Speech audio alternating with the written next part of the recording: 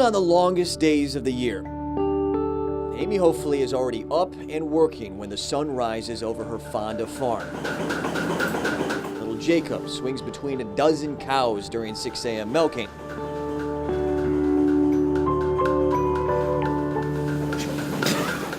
Then Amy's husband handles the farm while she works a full-time sales job in her home office until 5. And she's back out to the barn until 8 p.m. That is a 15-hour day. And every day of hard work, the farm is losing money. When the milk check comes in, it doesn't even cover the cost to produce the milk. There's things we'd like to do, repairs, new buildings, all that gets put off in times like this, and we just focus on taking care of our girls. Taking care of the 75 girls is Amy's dream job. She just bought this farm outside of Fonda 2 years ago. But already, some days, she regrets it.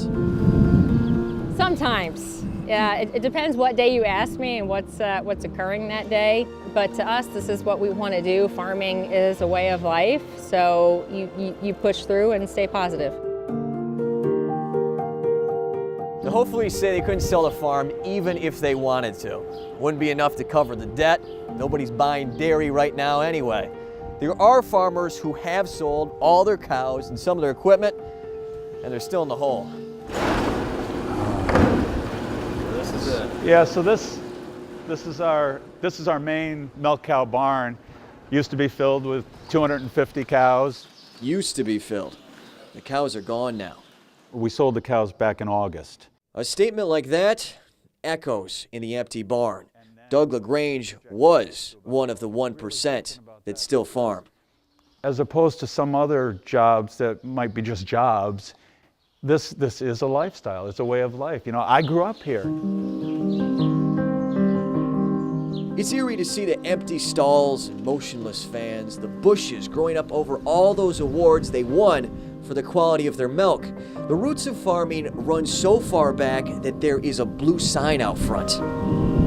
After 12 generations on the land in New Scotland and 8 generations of farmers, LaGrange had to be the one to shut it down. You know, I sit down with a $25,000 milk check, you know, and I have $38,000 worth of bills every 2 weeks. It just doesn't work. I mean, there's the tank and stuff and the offices. It became a matter of deciding which bill to pay and which bill to put off while the debt increased. Even coming up to when we finally sold the cows, you just can't take care of them because you don't have the money to expend to do it as well. So eventually you have to say, okay, do you have to shut down? Or do you keep going and try to patch here and patch there? And we got to the point where it just wasn't an option to keep going with the low prices as they were. Low milk prices have been a problem for a long time. It means patching broken equipment and putting off fixing old buildings. Farmers become their own carpenters, bookkeepers, veterinarians, and mechanics. The last time the LaGrange farm bought a new tractor, Doug was a kid. When I was a kid, I remember a picture of me on my little bicycle out in front of the 4520 with the 7-bottom plows. You know, you're talking, oh my gosh, $1,000 a tire roughly, something like that. Really? Yeah, they're quite expensive. You just can't buy a new tractor. No. It's not as easy as turning off the cows to limit milk supply and drive the price up. And it's not as easy as just raising the price of his milk. LaGrange can't control what he's paid for his milk. The federal government sets the price using a complicated formula. It isn't connected to what you pay in stores for a gallon. For consumers, a gallon of milk cost about the same as it did in 2003. In 2014, farmers' prices hit a high, but they dropped about 30% in 2015 and stayed there. Farmers are getting out. There are 20% fewer dairy farms today in New York than even 10 years ago, but about the same number of cows. The 4,400 farms left, though, are producing more milk. That means fewer, bigger farms, with each cow producing more milk than ever before. The state says the average cow today produces more than double the amount she was producing in 1970. We're going to figure this out. We're going to get through it. State Ag Commissioner Richard Ball says that's the problem, too much milk. With tariff talk ramping up, Ball is worried about a big hit. We got concerned about steel and aluminum, for example, with some of our trading partners, and immediately they throw up retaliation, and it's almost always, in some cases, over 80 agricultural products. That's not good for New York State.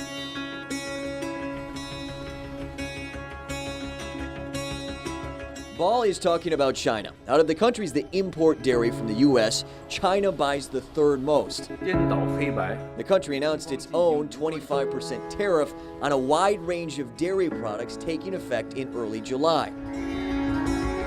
Mexico buys a quarter of the country's dairy exports. In response to U.S. tariffs on steel and aluminum, Mexico announced $387 million worth of retaliatory tariffs on cheese. Nearly half of the dairy in New York is sold outside of the state's borders. These small farmers in the capital region are impacted by decisions made and demand from around the world. Ball says the decrease in farms will likely continue because many farmers will retire without being replaced. The average age of a farmer during the last census was 58.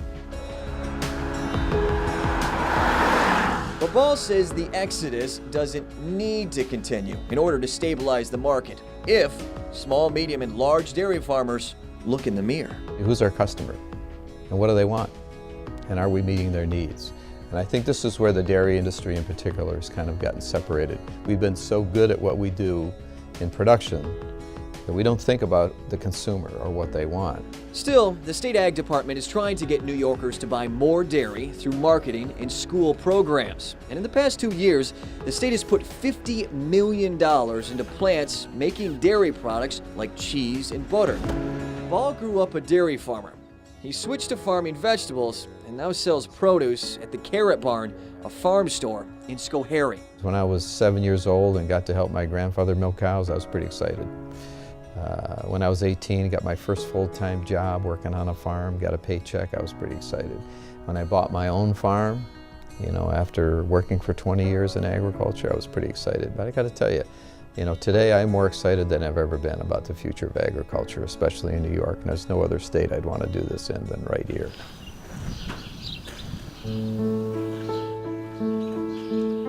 Back on the empty farm, LaGrange isn't as excited. This is getting bad. He says there's no bringing farmland back from asphalt. Nearly 1/4 of New York's total land area is used as farmland. And then there's the local economy. A Pew Research report referenced multiple studies that found as herd size increased, farms spent less money locally. Although a farmer's salary is often low, the average New York dairy farm brought in $613,000 in revenue before expenses per year. We need the local farmer not only for the product, but for the local economy. And that whole picture has to be understood. And I'm worried that it's getting too late. It's already too late for this farm. The LaGrange family wants to keep the land that's been in the family since before the Revolutionary War, maybe rent it to other farms. Selling the cows paid off about 2/3 of the mortgage, but the money didn't take any of the sting out of it. It's sad. I mean, I bring my grandson down and he gets up in the tractors, he's going to be 8 in August, and he said to my wife the other day that, well, Poppy decided not to do the cows anymore, but when I get bigger, I want to do them here, and that's not going to happen. Does that break your heart, though? Yeah, it does. Doug has a desk job now. He's the town supervisor. His old herd is spread out among the fewer, likely much bigger, farms. The Hopefullys are still hanging on, hoping little Jacob will someday have the chance to be a farmer in one of the few places where the cows are still known by names and not just by numbers.